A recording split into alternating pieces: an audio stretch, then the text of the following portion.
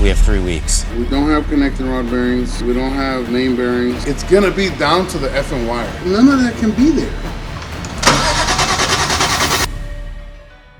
Welcome back to HER for episode 3. So with the chassis and the aero dialed in, our focus now turns to the powertrain, where we will transplant a fully rebuilt and reinforced S54 engine from the E36 M3 into our E30 M3 CS. All right, so we are here in California with our man Igor from CA Tuned. How's it going, guys? Igor did a deep dive inspection on the motor we got from a parted out E46 M3. He scoped the top of the cylinders, checking for heat spots, cylinder leakage, and compression. Igor measured 170 at all the cylinders, no notable leakage, and no significant heat concerns with the bottom end. First things first, let's talk about why the S54. I would say it's reliable, it's got great potential, great power, it's hard to beat. Now you may be asking yourself, Sam, why are you not using the original S14 motor? Yeah, I can already hear the purists typing away. First and foremost, I wish we could, but if we want to beat the G80 CS and its beast of a motor, the S58, we're going to need 2 more cylinders. But using the S54 for our E30 M3 CS build isn't as inauthentic as it may seem. You see, the E30 was produced from 1982 until 1994. And according to BMW Group press release archives, in 1993, the E46 development project was officially launched. This means that the S54 was already in the works before the end of the E30 production. So did the E30 M3 ever have the S54? No. But could a final trim like the CS have something like it? I'd like to imagine so. While the stock E46 M3 engine is an exceptionally high revving inline 6, it has inherent weaknesses that need addressing for sustained high RPM track conditions. As far as what we're gonna do, a lot of these engines are pretty much what we see. They need the vanos work. The S54's dual vanos, or variable Nockenwellen Steuerung, was BMW's form of variable valve timing. The system dynamically adjusts camshaft timing and optimizes power delivery throughout the rev range. Where it could use improvement, however, is under sustained high RPMs, like on the track. The system is prone to solenoid wear, oil pressure inconsistencies, and mechanical failures, particularly the exhaust hub, which can shear off. Pretty bad stuff. We need to upgrade camshafts, rod bearings on the bottom. We've already started ordering some parts. Some stuff has come in, some stuff we're still kind of waiting on. We're gonna do cams. If we upgrade the cams, we gotta do the rockers. We got new SuperTech guides, we got new valves, intake exhaust, new valve keepers, double valve springs, and all the retainers, which all translates to you being able to push it. Each upgrade is planned and engineered to enhance durability, optimize power delivery, and help the engine to withstand the extreme forces of competitive track driving. To eliminate these issues, we are installing new solenoids, a cryogenically treated exhaust hub, and a full Vanos rebuild, ensuring optimal mid-range torque and high RPM power under prolonged stress. The cryogenically treated exhaust hub will significantly increase its strength and fatigue resistance, preventing tab failure under extreme track loads. We also are gonna do the custom oil pan for the E30 from Harper Fab. That'll retain all our oil capacity, the dual pickup. That'll help tremendously on the track because there's oil baffling in there too. All right, so we've been talking about the S54 and why we chose it, but for you, Igor, what is really your expectation of where we want to be with horsepower after all is said and done?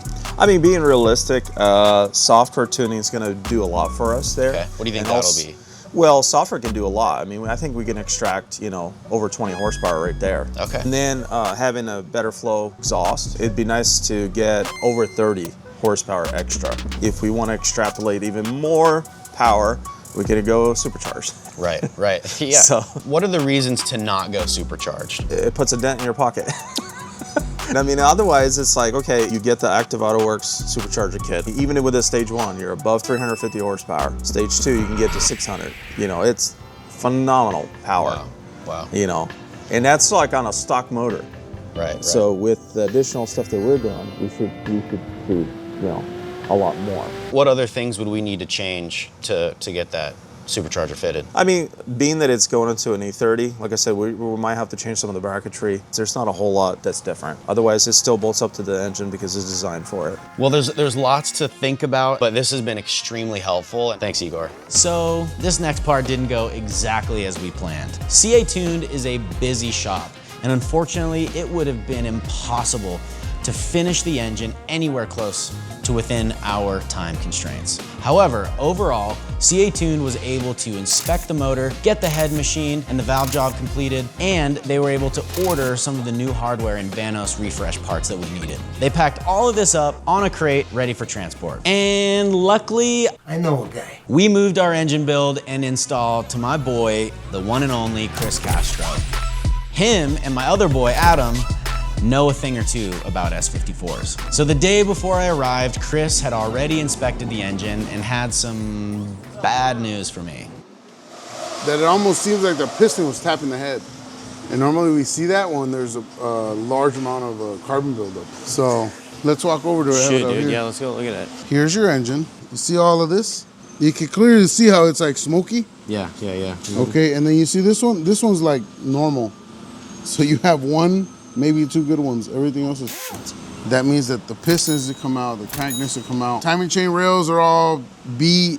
All that needs to be replaced. Yeah, I was freaking out a bit here. It honestly felt like a massive setback. They don't sell replacement pistons for these, piston rings. But you see here, you see how it's all dirty and there's just little marks? That's normally when we see like carbon buildup and then it tapping the freaking cylinder head. Which this doesn't scare me a whole lot. You know, we clean it up. It's not a big deal, but this is the problem. Especially this car is gonna be supercharged. This was like an NA car, and the biggest problem with this engine, it has a metal head gasket. It's not as forgiving as a composite gasket. Yeah. So really, what's the, talk to me about then, like what do we do next, So right? here, What's the process? The process is this block needs to be broken down. The biggest problem is, what are we gonna do with pistons and piston rings? You know, I know the situation you're in. Yeah. You know, and we have deadlines, but I am the best at breaking people's hearts and telling them you're not gonna meet your deadline. And if you do, it's not gonna be worth it. Because I can turn the other way, give this a quick cleanup, you'll be on your way. Maybe third track day, toast. We have 3 weeks. Another block, forged pistons and rods, put a block together. An entirely new block. 100%. Basically, what Chris just got done explaining is that this motor was shot, and that unless we underwent a complete rebuild of the bottom end and the top end, we would have an extremely high likelihood of engine failure down the line. This was obviously terrifying to me because it would mean A, way more money sunk in the engine build, and B, probably no way to finish within our time constraints due to all the new parts we would have to order. Can we do that in 3 weeks and drop it in 3 weeks? Less than a week? Less than a week to assemble the engine. Okay, that's actually kind of incredible. It's only because I have everything in stock. I am literally gonna sacrifice my own personal block for it. Because otherwise it wouldn't get done. No, dude. No, that's why I hope that this one's good. I chose the best block, I chose the best crank. Yes, you heard right. Chris was gracious and generous enough to offer up the block and the bottom end parts he had been gathering together for his own car. This is one of those moments of friendship that I don't think I will ever forget. Chris, you are a good dude. This is just bound to fail on you. In a nutshell, we're not gonna use this engine.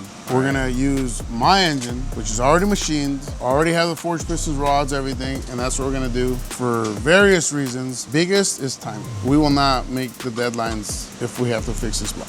That's the plan. All right. So let's go look at your engine. All right, man.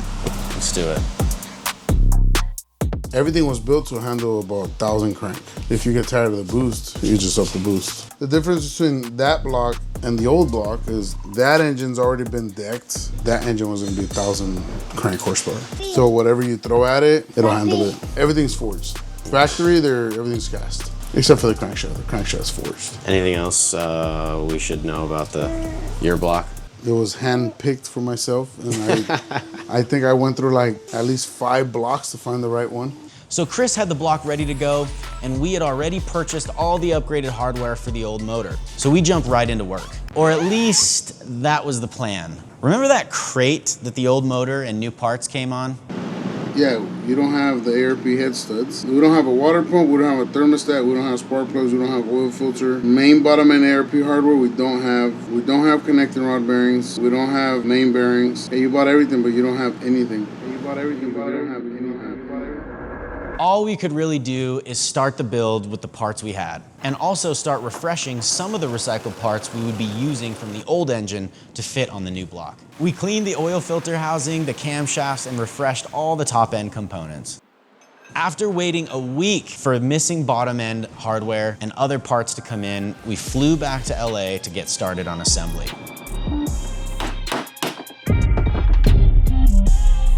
This is the world working against you, Sam. The thread is like different on one of the nuts. So This is the ARP yep. kit. So some of the bottom end hardware that we just waited a week to get in had one single incorrect nut in the set. Just kidding. We just need one, right? Two bad ones. That's crazy. Two bad ones? Our problems just doubled. Every time I try to do something fun or exciting, you make it not that way. So you can't just go down to Home Depot and grab a replacement of these nuts. This hardware is made of high quality steel with 10x the fatigue strength of conventional fasteners. At this moment, I was realizing that we might need to wait another couple days to get new parts in. By some miracle, in one of Adam's drawers, he found the correctly threaded ARP nut. Crisis averted. Jokes. All right, so the day has been eventful. Adam was testing all the piston rings, and one of the piston rings of the 6 was not feeling right, was not fitting right. 9 out of 10 shops would say, oh, you know what, I'm sure it'll be fine, but Adam, with how many S54s he rebuilds, he just said, no, this isn't right. So basically we got on the phone with somebody down in Irvine that had these rings in stock. Very unlikely, but a little bit of a miracle. We're still waiting for it. It's like 5 o'clock in the afternoon. So while we waited for the piston rings to come from Irvine, I kept cleaning and prepping parts from the old engine.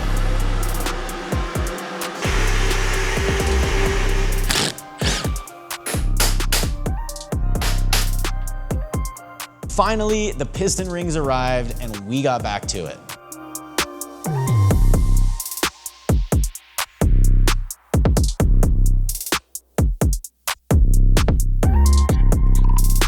All right, so we just got done assembling the bottom end. So basically now it's a fully machined block with forged pistons, forged rods. Throw in the crank, make sure that everything was good with new crank bearings. So basically upgraded all of our studs. All the hardware. The Wiseco forged pistons and SP forged rods are a combo that turns the S54 into a track-proof piece of hardware. The Wiseco pistons offer superior strength, heat tolerance, and reduced friction, while the SP rods deliver the rigidity and reliability that stock rods can't match under high RPM and heavy loads. Together, they create a lighter, stronger, and far more durable bottom end that lets the S54 rev harder, run cooler, and stay reliable lap after lap after lap. This combination of all the bottom end reinforcement will significantly increase the engine's ability to withstand higher cylinder pressure, making it far more resilient to track day abuse. You know, right now we're just gonna wait for the oil pump, test fit the oil pan, and then hopefully if all goes well, move on to the cylinder head. He asked us some of the rockers because the head doesn't, it's pretty much a bare head at the moment, other than the valves and the valve springs being in it. And you'll see that next. We thought things were rolling now that we had the bottom end all done. And then we opened the head that we got machined previously. Look in there. You see the sharpness on that one guide on the first valve close to my hand? Like that, none of that can be there. So basically the dude did a terrible job on This is a quick and valve dirty guides. job. Why did they fucking port that? Why did they do that? This is the worst. I hate looking at your face. I want to smash it. In a nutshell, upon inspecting the newly unwrapped head, Chris found that it was covered in lapping compound, debris, and had sharp, flaky metal burrs around the valve guides. This is obviously not acceptable because when one of those little metal burrs comes loose or melts, it could lodge itself somewhere and cause failure. Adam did his best to see what he could do to clean up the machined head, but it wasn't going to cut it. So, what was the solution to the cylinder head problem? Get it remachined. I am dead inside. So even though it's been kind of a crap day of a lot of problems, a lot of issues to solve, it's been a cool day. Really cool to experience and fun to work with Chris. So we might be burning a little bit of the midnight oil tonight, but yeah, it'll be good. While we waited to find out what the machinist could do for us, we decided to just jump into installing the oil pan and pick up to the bottom end of the block. All right, this is our oil pan. At least it was. Beautiful, gorgeous, amazing. We're so excited to get this in. This is custom fabbed by HF. Some benefits, no major performance benefits necessarily, but just really sick looking too underneath your car. But this is not our oil pan anymore because it did not include the oil pump pickup. So this sits at the front of the block, obviously upside down, but this should be going down like that and should be able to go flush with the table. But we're about an inch too high, so that pickup does not work. So since we don't have the aftermarket custom pickup that goes with this oil pan, what we're gonna have to do is go with an OEM stock oil pan. We don't lose any performance, but just in essence, we don't get to use this beautiful oil pan. And it sucks. We've got to finish this engine over the next 2 days, get it dropped in. We don't have time to wait for the other pickup. Yeah. So that sucked, but you know what doesn't suck? Our official HER merch. We've been working hard behind the scenes to develop an elevated streetwear apparel company. We're talking jackets, hoodies, t-shirts, and even an interior luxury car care kit, because we know how much your car means to you. So check it all out down in the description below. It supports this channel and keeps you looking as fresh as your ride. With the cylinder head in the hands of the machinist, we decided to cut our trip early and head home while we wait for those parts to arrive.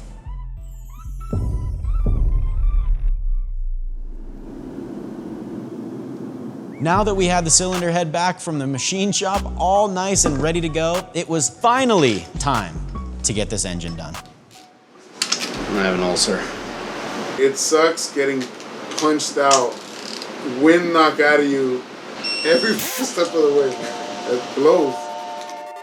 With a 10.8:1 compression ratio, the S54's head must be reinforced to handle high RPM stress and increased cylinder pressure under forced induction. We are installing ARP head studs, a multi-layer steel head gasket, and a complete Supertech valve train upgrade. The ARP head studs are significantly stronger than the OEM bolts and prevent head lift. The MLS head gasket is designed to withstand extreme thermal expansion to keep things sealed, even on track. The Supertech triple groove intake and exhaust valves are made from high-strength materials designed to withstand high combustion temperatures. Supertech valve guides minimize friction and improve long-term durability. These upgrades allow for stable combustion, precise airflow control, and reduced heat wear, all of which are critical for maintaining reliability in a forced induction high revving application. Before we called it an evening, Chris and I got everything prepped for the Supercharger.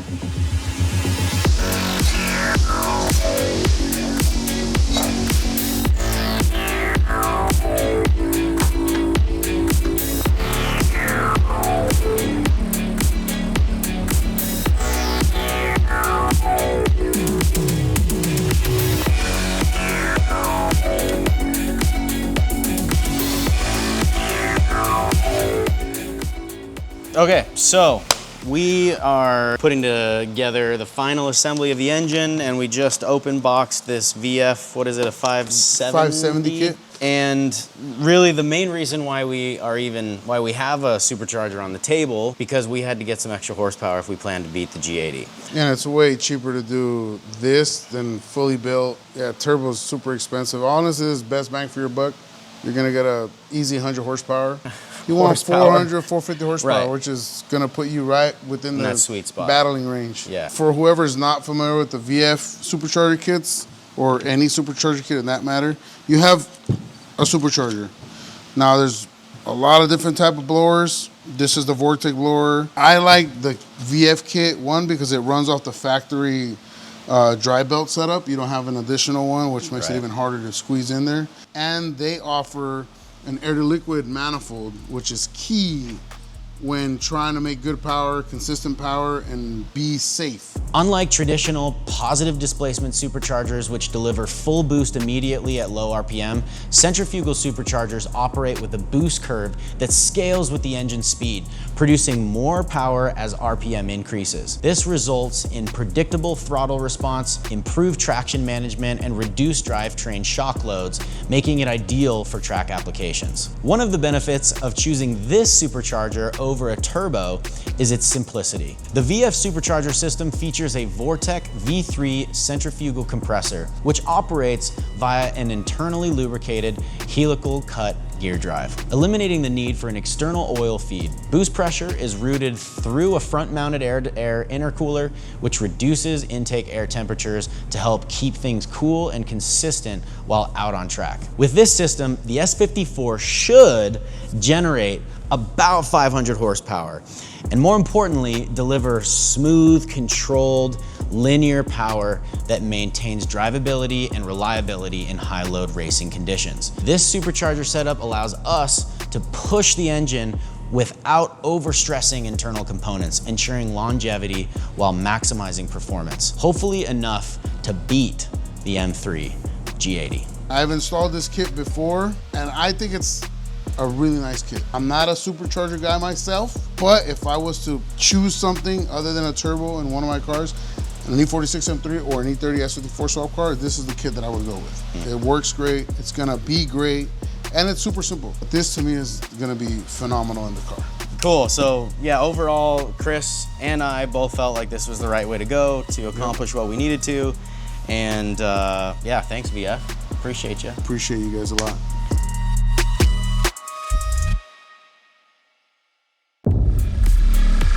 With the headers installed and the blower on, it was finally time to drop this motor.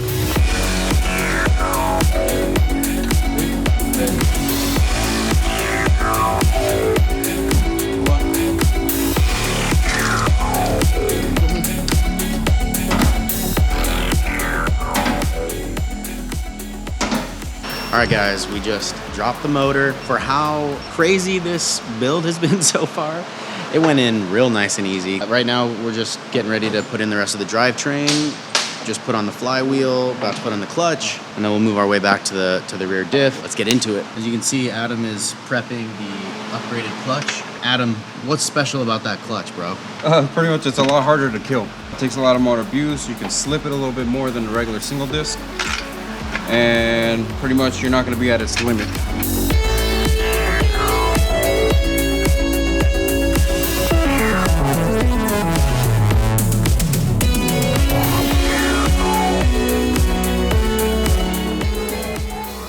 Okay, so we just finished bolting down the transmission after putting on the clutch and the flywheel and the motor, and now we're moving on to the rear diff.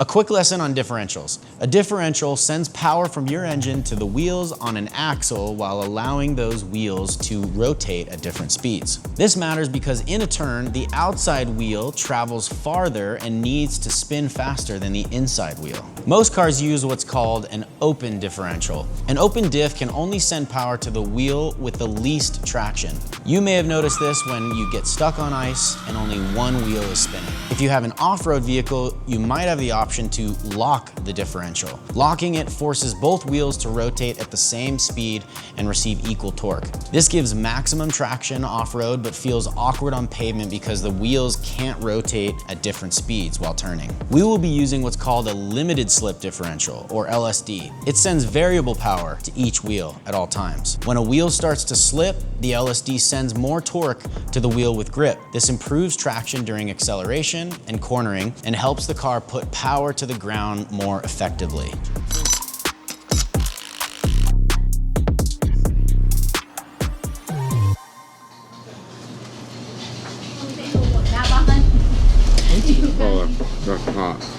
With our deadline here, it was time to start this engine. It's good.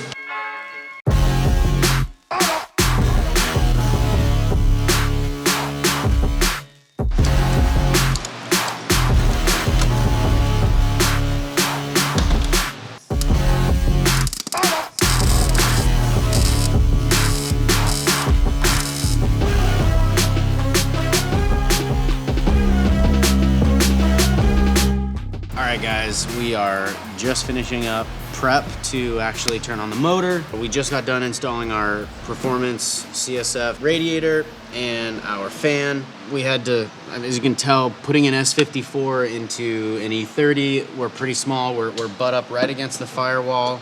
So there's limited space up here. Adam did a great job of welding this in place so that we perfectly cleared this fan and also installed this race CSF oil cooler. That's a nice high volume. It's gonna keep our oil very cool on the track. Install the rest of the blower system onto the intake manifold, and then we're there. I mean, we just put oil in, we just put water and coolant in, so we're like right there. Me and David behind the camera have to catch a flight in like an hour and a half, so stoked to hear this thing hum. So this is open a little. It has a crack right here. Okay. So make sure this hose kind of stays straight. That is still leaking. Oh, that shit got pretty bad. Chris said not to make a mess. Damn, what's going on here? Bro, there's a crack in there. You No, didn't even no, tell me about no. the crack.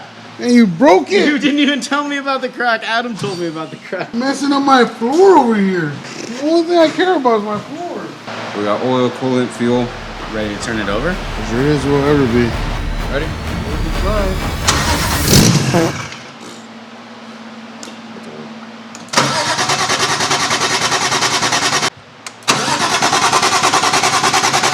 Then we tried the magic bottle of gas.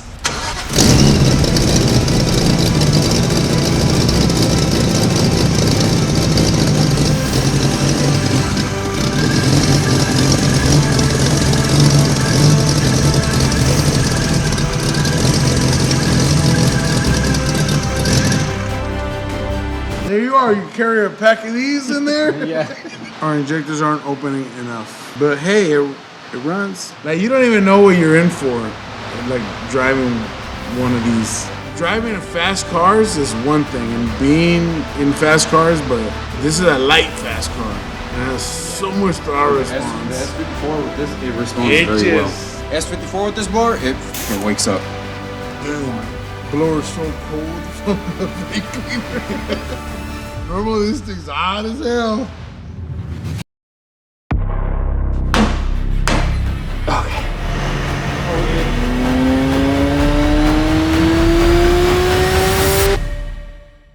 Thank you for joining us this week. Obviously, it was amazing to get this motor started and running, and we're pumped for what's next. Please always consider liking and subscribing. It truly does help us, and we will see you in the next episode.